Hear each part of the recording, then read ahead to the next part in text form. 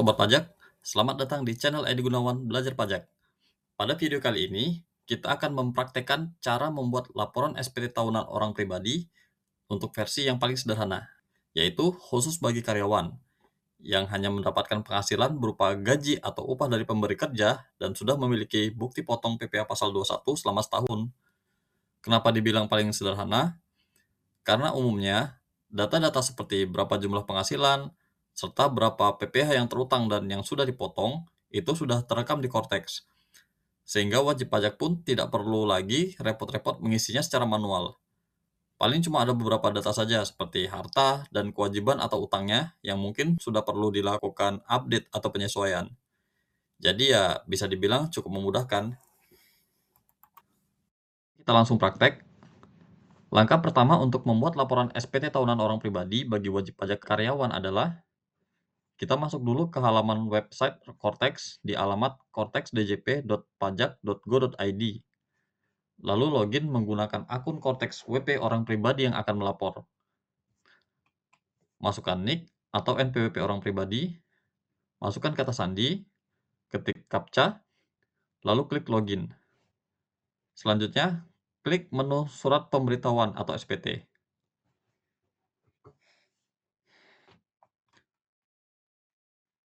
Nah, sekarang kita sedang ada di halaman submenu konsep SPT. Seharusnya di halaman ini nih sudah muncul draft SPT-nya. Tapi berhubung saya sebelumnya sudah pernah melaporkan SPT tahunan untuk tahun 2025 ini, maka di submenu konsep SPT ini sekarang sudah tidak ada lagi draft SPT-nya. Ya karena SPT-nya sendiri sudah terlaporkan. Coba kita lihat di submenu SPT dilaporkan. Nah ini, ada SPT tahunan PPh wajib pajak orang pribadi, masa pajak Januari-Desember 2025. Jadi kalau SPT-nya sudah terlapor, maka draftnya pun juga menghilang. Kita kembali ke submenu konsep SPT. Nah, seperti yang tadi saya sampaikan, bahwa pada halaman submenu konsep SPT ini, seharusnya muncul draft SPT yang siap diedit. Kalau nggak muncul draftnya, bisa dicoba klik logo refresh, juga logo unfilter ini, untuk melepaskan filter yang mungkin terpasang, kalau ada. Jadi nanti kita tinggal klik logo pensil untuk mengedit atau melengkapi isian SPT-nya. Nah, dalam hal draft SPT tahunan itu tidak muncul atau tidak tersedia di halaman submenu konsep SPT ini, baik karena sebelumnya sudah pernah melakukan pelaporan, atau mungkin memang benar-benar nggak muncul aja di Cortex, maka kita bisa munculkan lagi draftnya secara manual dengan cara klik buat konsep SPT. Di sini ada PPh final pengungkapan harta bersih, PPh orang pribadi, PPh unifikasi, PPh pasal 21 atau 26. Kita pilih PPh orang pribadi. Klik lanjut. Kemudian pada jenis periode SPT, centang SPT tahunan. Pilih periode Januari-Desember 2025. Karena ini di tahun 2026, dan kali ini kita mau praktek membuat laporan SPT tahunan atas SPT tahun pajak 2025, maka pilih periode Januari-Desember 2025. Klik lanjut. Pada pilihan jenis SPT, karena sebelumnya saya sudah pernah melaporkan SPT yang jenis normal, maka kali ini saya pilih SPT pembetulan, karena memang cuma itu pilihan yang ada di akun saya saat ini. Tapi kalau sebelumnya belum pernah lapor, maka pilihnya yang jenis normal. Lalu klik buat konsep SPT. Nah ini, sekarang di submenu konsep SPT ini sudah muncul draft SPT-nya. Jadi ketika draft SPT sudah tersedia, kita mulai membuat laporannya dengan klik logo pensil. Sekarang kita ada di halaman formulir pengisian SPT. Di menu paling atas ini, menampilkan lampiran-lampiran yang perlu diisi atau dilengkapi. Nah, jumlah lampiran yang akan muncul di sini, itu menyesuaikan dengan jawaban-jawaban kita nanti atas daftar pertanyaan-pertanyaan yang harus dijawab yang ada pada halaman induk, yaitu berupa pertanyaan-pertanyaan dengan pilihan jawaban ya atau tidak.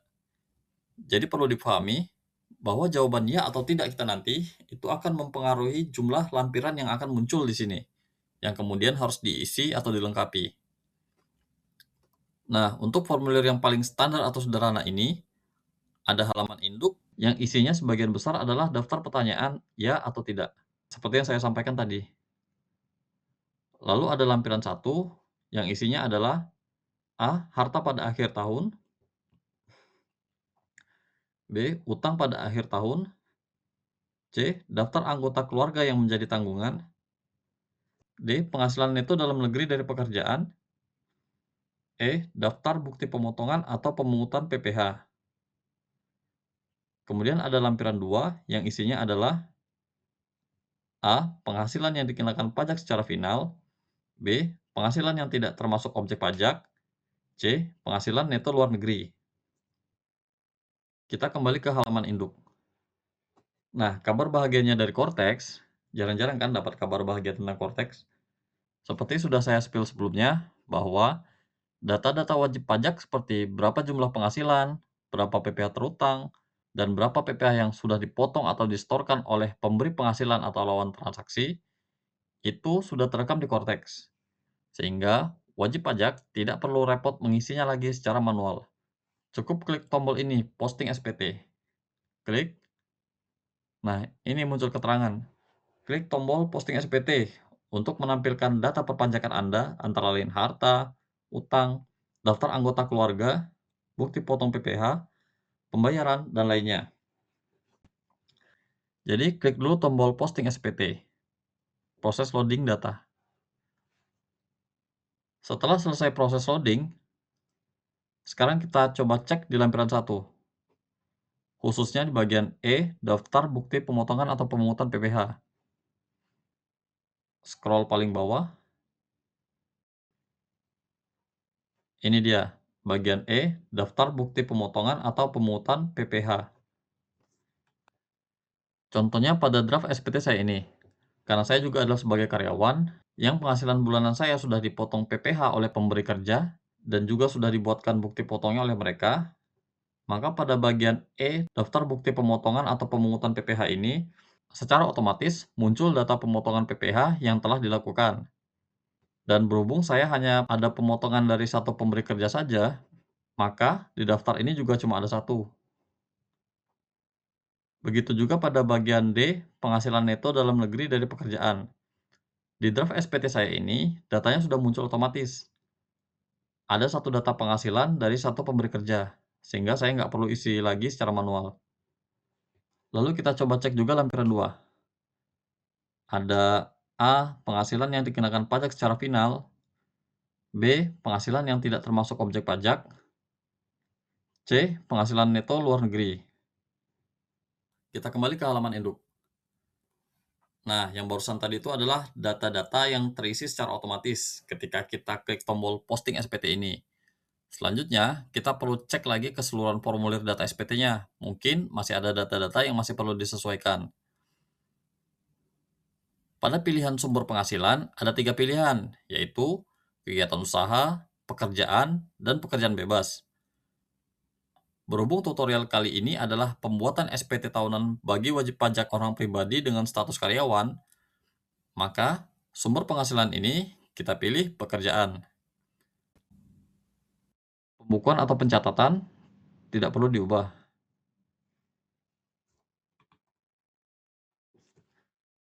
Selanjutnya, di sini pada poin 7 ada status kewajiban perpajakan suami istri.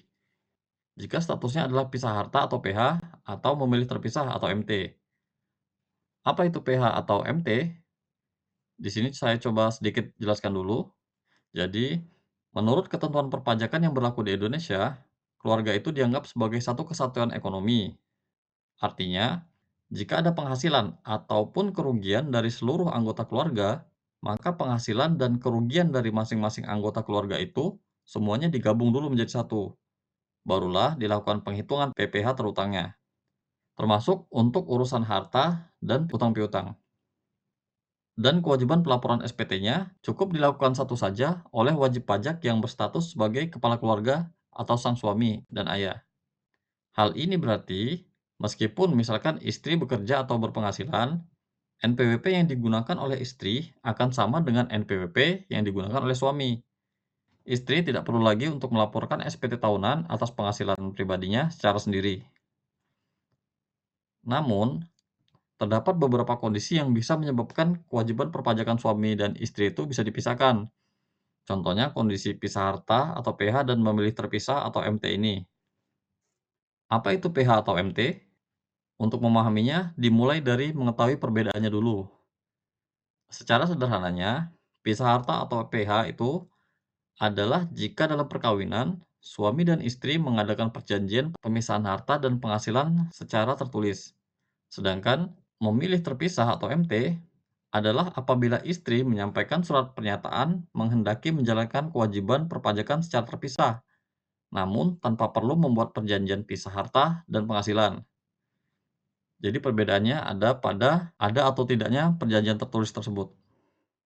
Lalu persamaannya apa? Jadi pada kondisi PH atau MT itu, maka sama-sama satu, istri memiliki NPWP sendiri yang aktif atau di area korteks sekarang menggunakan NIK, terpisah dari NPWP suaminya. Dua, pelaporan SPT tahunan dilakukan oleh masing-masing.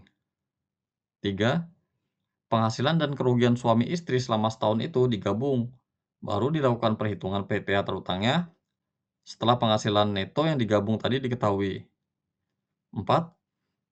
Perhitungan kewajiban pajaknya dilakukan secara proporsional atas jumlah PPh terutangnya dibandingkan dengan total penghasilan suami istri. Itu sedikit penjelasan mengenai poin 7, status kewajiban perpajakan suami istri. Jika poin ini nggak relate dengan kondisi wajib pajak, maka bisa di-skip saja, nggak usah dipilih. Lalu kita lanjut ke poin B, ikhtisar penghasilan neto. Pertanyaan 1A, apakah Anda menerima penghasilan dalam negeri dari pekerjaan? Karena tutorial kali ini adalah pembuatan SPT tahunan bagi wajib pajak orang pribadi dengan status karyawan, maka sudah pasti kita centang jawaban ya. Dan bisa dilihat, di sini muncul keterangan. Jika pilihannya adalah ya, silakan mengisi lampiran 1 bagian D.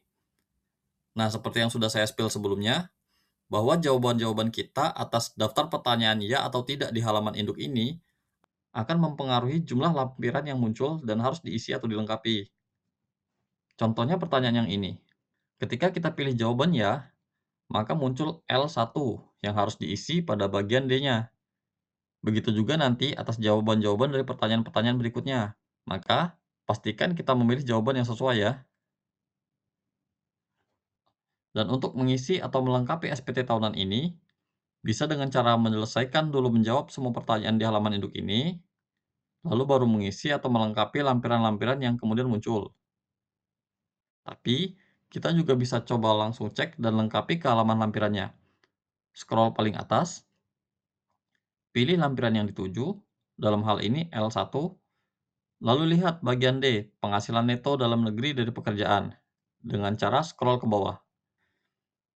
Kita kembali ke halaman induk, lanjutkan lagi pertanyaan di poin B, ikhtisar penghasilan neto. Pertanyaan 1B1. Apakah Anda menerima penghasilan dalam negeri dari usaha atau pekerjaan bebas? Berhubung video kali ini adalah tutorial pembuatan SPT tahunan yang paling sederhana dulu, yaitu bagi wajib pajak orang pribadi dengan status sebagai karyawan saja, maka untuk pertanyaan ini kita pilih tidak saja ya. Kemudian pertanyaan 1C. Apakah Anda menerima penghasilan dalam negeri lainnya? Jika kita pilih ya, maka muncul keterangan, silakan mengisi lampiran 3A4 bagian B. Coba kita cek, scroll ke paling atas. Nah, ini sudah muncul lampiran 3A4-nya, tadinya nggak ada. Kita ke bagian B, penghasilan neto dalam negeri lainnya. Lalu kalau mau tahu, apa saja sih yang termasuk dalam penghasilan neto dalam negeri lainnya itu? Bisa dicek dengan klik tambah, dan pilih jenis penghasilan. Nah, ini adalah daftar jenis penghasilannya. Bisa dibaca sendiri ya, karena saya juga malas bacanya satu-satu, habisnya nggak dibayar.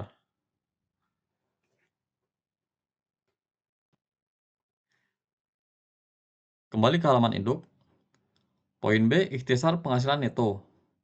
Pertanyaan 1C tadi, kita ubah jawabannya menjadi tidak saja, biar simpel. Dan lampiran 3A4-nya pun hilang. Lalu pertanyaan 1D, apakah Anda menerima penghasilan luar negeri? Jika kita jawab ya, maka muncul keterangan, silakan mengisi lampiran 2 bagian C. Kita cek lagi, L2. Nah ini, bagian C, penghasilan neto luar negeri. Kembali lagi ke halaman induk. Poin B, ikhtisar penghasilan neto. Pertanyaan 1D tadi, kita ubah juga jawabannya menjadi tidak saja. Selanjutnya ke poin C, penghitungan pajak terutang. Pertanyaan 3, apakah terdapat pengurang penghasilan neto seperti kompensasi kerugian atau zakat atau sumbangan keagamaan yang dibayar selain yang telah diperhitungkan dalam formulir BPA 1 dan atau BPA 2? Jika dipilih ya, maka muncul keterangan. Silakan mengisi lampiran 5 bagian A atau B. Kita cek lagi. Nah, ini sudah muncul L5. Bagian A, penghitungan kompensasi kerugian fiskal. Dan bagian B, pengurang penghasilan neto. Untuk kompensasi kerugian fiskal, itu kalau pada SPT tahun-tahun sebelumnya, penghasilan neto nilainya minus atau rugi. Berhubung video kali ini adalah tutorial SPT tahunan atas wajib pajak dengan status karyawan, maka bagian ini bisa di-skip saja. Sedangkan untuk pengurang penghasilan neto, itu apa aja? Bisa dilihat daftarnya dengan klik tombol tambah berikut. Kemudian pilih jenis pengurang penghasilan neto. Silakan pilih yang sesuai. Dan isi juga nilainya. Itu kalau ada. Kalau nggak ada, kita kembali ke halaman induk, ke poin C penghitungan pajak terutang. Pertanyaan 3-nya tadi kita ubah jawabannya menjadi tidak. Kemudian pertanyaan 5, penghasilan tidak kena pajak.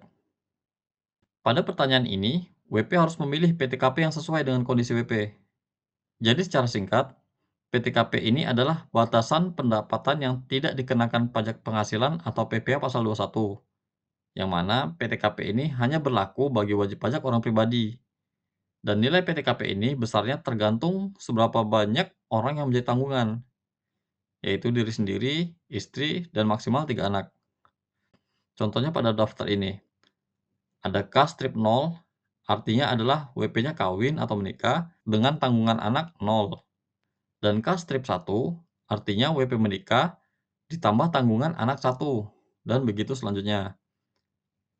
Lalu ada juga K strip I strip 0, artinya WP ini menikah dengan tambahan PTKP dari istri yang memiliki penghasilan dan penghasilannya itu digabung ke suami dengan tanggungan anak 0. Dan K strip I strip 1, artinya WP menikah dengan tambahan PTKP dari istri yang memiliki penghasilan dan penghasilannya tersebut digabung ke suami, ditambah lagi tanggungan anak 1. Dan begitu juga selanjutnya. Kemudian ada TK strip 0. Artinya adalah WP tidak menikah atau tidak memiliki istri dengan tanggungan anak 0. Dan TK strip 1 artinya WP tidak menikah atau tidak memiliki istri ditambah lagi tanggungan anak 1. Dan begitu juga selanjutnya. Karena status saya adalah menikah dengan anak 3, maka saya pilih K strip 3. Selanjutnya ke pertanyaan 8. Apakah terdapat pengurang PPh terutang? Jika dijawab ya, maka muncul keterangan silakan mengisi lampiran 5 bagian C. Kita cek lagi. L5 bagian C pengurang PPh terutang. Kalau mau melihat apa saja sih yang menjadi pengurang PPh terutang, bisa diklik tombol tambah, lalu pilih jenis pengurang PPh terutang. Kalau nggak ada, kita kembali ke halaman induk. Ke poin C, penghitungan pajak terutang. Pertanyaan 8-nya tadi, kita ubah jawabannya menjadi tidak. Selanjutnya ke poin D, kredit pajak. Pertanyaan 10A. Apakah terdapat PPh yang telah dipotong atau dipungut oleh pihak lain? Nah, karena tutorial kali ini adalah untuk WP dengan status karyawan, maka centang jawaban ya. Maka muncul keterangan, silakan mengisi lampiran 1 bagian E. Ini kalau tidak kita centang, maka lampiran tersebut tidak bisa diisi. Kita cek lagi. L1 bagian E. Scroll hingga paling bawah. Daftar bukti pemotongan atau pemungutan PPh. Nah, karena di halaman induk tadi saya sudah klik tombol posting SPT, maka daftar di halaman ini telah terisi secara otomatis. Dalam hal apabila ternyata datanya nggak muncul secara otomatis di sini, maka masih bisa kita isi secara manual. Caranya, klik tombol tambah.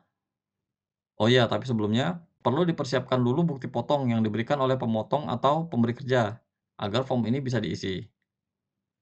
Pertama, isikan NPWP pemotong.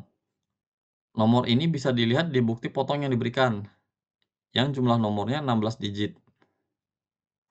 Lalu isi nomor bukti pemotongan, pilih tanggal, dan pilih jenis pajaknya. Nah, di sini ada pasal 15. Ini skip saja, karena pasal 15 ini untuk WP tertentu yang bergerak di bidang pelayaran atau penerbangan. Ada pasal 21, yaitu atas penghasilan sehubungan dengan pekerjaan, jasa, atau kegiatan yang diterima oleh WP orang pribadi. Bisa berupa gaji, upah, honorarium, tunjangan, dan sejenisnya. Ada pasal 22, kita skip juga, karena ini untuk impor, pembelian barang oleh bendahara pemerintah atau BUMN, dan penjualan produk-produk tertentu. Jarang WP karyawan yang punya kewajiban ini. Lalu ada juga pasal 23, pasal 26, PPh ditanggung pemerintah, PPh ditanggung pemerintah karena proyek bantuan luar negeri, dan sisa lebih bayar yang tidak dikembalikan pada SKP PKP. Pada umumnya sih, semua daftar tadi itu nggak relate dengan kondisi WP orang pribadi dengan status karyawan, kecuali yang PPh pasal 21. Jadi, silakan pilih PPh pasal 21 dan isi nominal PPh yang sudah dipotong sesuai dengan data yang ada di bukti potongnya. Tapi, kalau ternyata sudah muncul bukti pemotongannya di sini, seperti yang punya saya ini, maka nggak perlu dibuat lagi, karena nanti malah jadi double. Kita kembali ke halaman induk, ke poin D, kredit pajak. Lalu pertanyaan 10D. Apakah Anda menerima pengembalian atau pengurangan kredit pajak luar negeri yang telah dikreditkan? Kalau dijawab ya, maka muncul keterangan, lengkapi bagian ini dengan jumlah pengembalian atau pengurangan yang Anda terima. Jadi langsung diisinya di kolom sebelah kanan ini, tidak ke lampiran lagi. Kalau nggak ada, ya udah ganti jawabannya menjadi tidak. Selanjutnya, pada poin E, PPh kurang atau lebih bayar. Di sini sudah terlihat berapa nominal PPh yang kurang atau lebih dibayar. Tapi jika penghasilan yang diterima hanya dari satu pemberi kerja, biasanya nilai PPh-nya juga sudah dilakukan adjustment oleh pemberi kerjanya pada laporan SPT masa PPh pasal 21 di bulan terakhir atau Desember. Sehingga hasil akhirnya adalah nihil, tidak ada kurang bayar lagi. Selanjutnya pada poin H, angsuran PPh pasal 25 tahun pajak berikutnya. Karena tutorial kali ini adalah SPT tahunan untuk wajib pajak dengan status karyawan, maka kita bisa centang jawaban tidak atas semua pertanyaannya. Lanjut ke poin I, pernyataan transaksi lainnya. Pertama, 14A, harta pada akhir tahun. Khusus bagian ini tidak pakai pertanyaan. Jadi kita harus isi ya, pada lampiran 1 bagian A. Lalu pertanyaan 14B, apakah Anda memiliki utang pada akhir tahun pajak? Jika dijawab ya, maka silakan mengisi lampiran 1 bagian B. Diisi juga nanti di sana. Kalau tidak ada utang, ganti jawabannya menjadi tidak.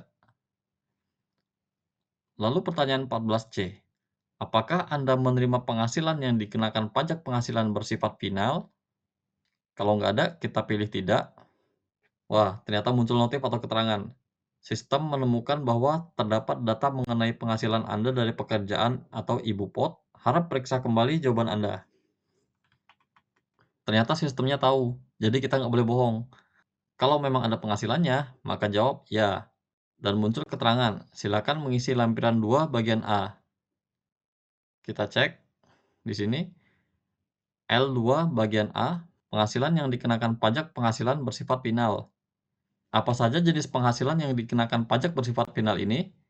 Bisa dicek dengan cara klik tombol tambah. Lalu pilih jenis penghasilan. Nah, di sini bisa dilihat daftarnya yang banyak banget.